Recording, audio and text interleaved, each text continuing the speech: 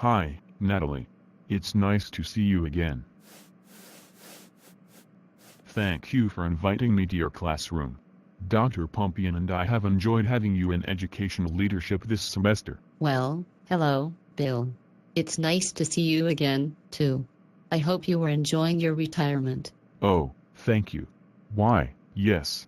My retirement has been quite relaxing. So, I am here at San Pasqual Academy, the best school in the universe, to hear about your progress toward improving school culture. Shall we get started? Of course. You know, I love to talk about SPA. So, for pillar number 1, welcome. You stated that you would like to help SPA's invested adults feel more connected to learning by implementing more traditional parent-teacher communication practices. How's that going? Honestly, I think my plans, such as having dinner at each student house on campus, were a little too ambitious. However, I have created remind accounts for invested adults and have made a sincere effort to introduce myself to more residential staff. That's okay. Sometimes changes take a little more time to implement.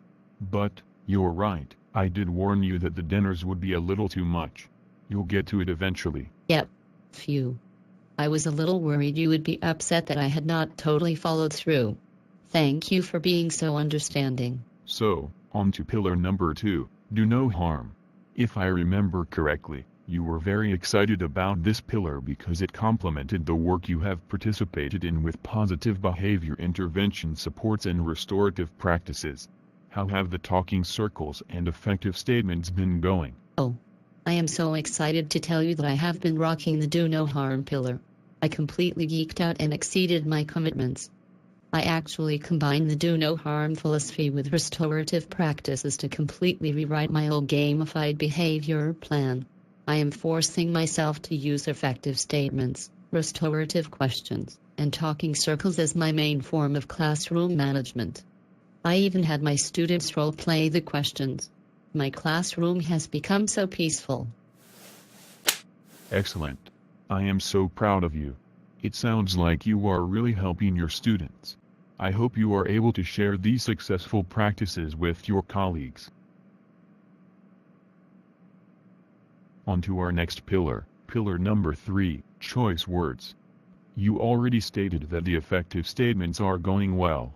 Can you please tell me about your plans to begin reading the book Mindset by Carol Dweck with your students? Well, my sophomores and I are only on chapter 2 of the book, but they are really into it.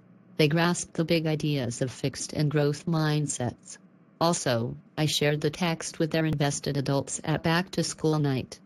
I am actually expanding on my plan to give students feedback in ways that support the growth mindset. Really? What did you come up with now? Well, I converted my entire grading system to standards-based grading over this past summer. It's going really well. But to help encourage a growth mindset toward learning, I decided to give each student a short-term goal for each learning target. I am also pushing myself to make sure I am providing verbal praise that focuses on actions instead of traits. Sweet. So, on to our last pillar, pillar 4, never too late to learn. Have you been following through with your plans to use formative assessments to catch students who need extra support before it is too late? I've been using formative assessments, but I still need to work toward my goal of hosting after-school intervention groups for students who are struggling with specific learning goals. I think I just need to work on creating a structure to implement this support system. It's on my to-do list. Phew. For a minute there, I thought you were just going to let students fail. You know I would never do that. You know how much I love and want to support my kids. Yes. Trust me, I know how much you love San Pasqual Academy and how you are so committed to support the best school in the universe. Yes, I am. Thank you for helping me to learn and reflect on how I can continue to improve the culture of my classroom and my school. You're welcome.